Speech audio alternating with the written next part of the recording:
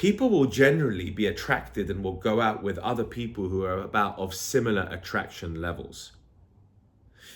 Some of the people in game and dating call it SMV, right? It's like sexual market value. Sure.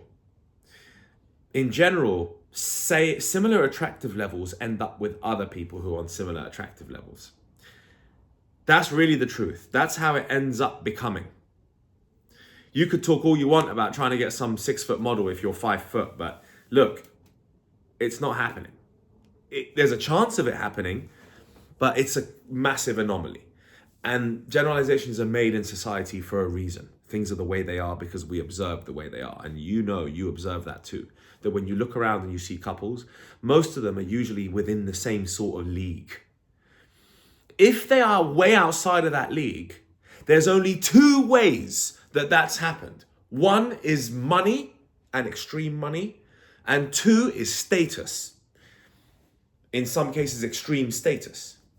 Those are the only 2 ways where the dating pool and whoever gets coupled up or whoever's having sex with who is usually defined by the general attractiveness levels of each person.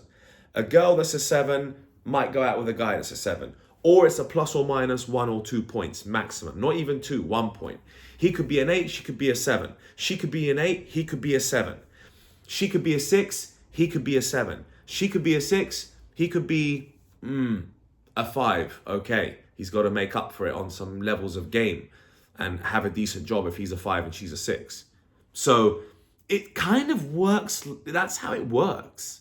Sadly, I know you'd like it to be fair. I know you'd like a girl who's an 8 to be with a guy who's a 3, but that just doesn't work. That's not how humans operate.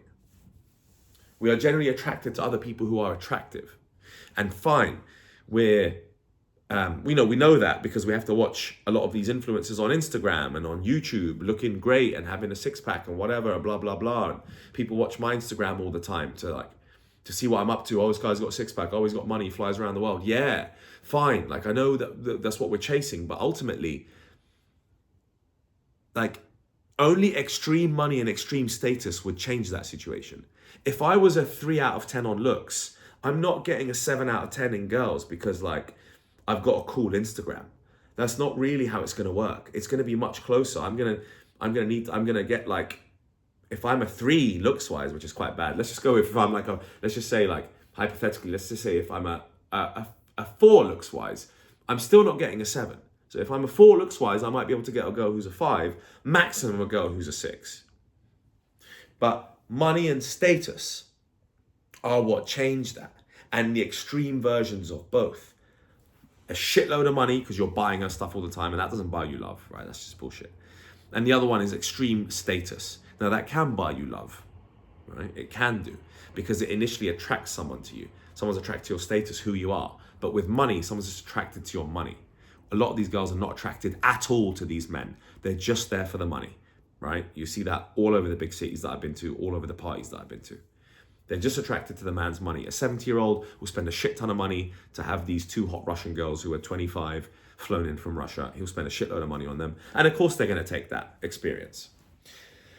So that's when you see a guy who's 70 years old, he's a 4 out of 10, and they're both 8s, right? The extreme money, the extreme status. Outside of that, which is most of the people listening to this video, most of the ordinary people in this world, I'm sure you're all spectacular in your own way, but ultimately you're just talking about the people on a certain level of salary. Not everyone listening to this is going to be super rich and super status. It's not, I know that. So for everyone else, it generally sits between 1 notch, and you're going to be with someone of similar attractiveness levels, because you notice that all the time on the streets. I know you do. I do all the time. So that just helps you be more realistic. That's why the famous saying is, oh, he's way out of his league, she's shooting way out of her league. Oh, she's punching. In English we say, oh, she's punching, or he's punching. So he's punching above his weight, right? People always say that.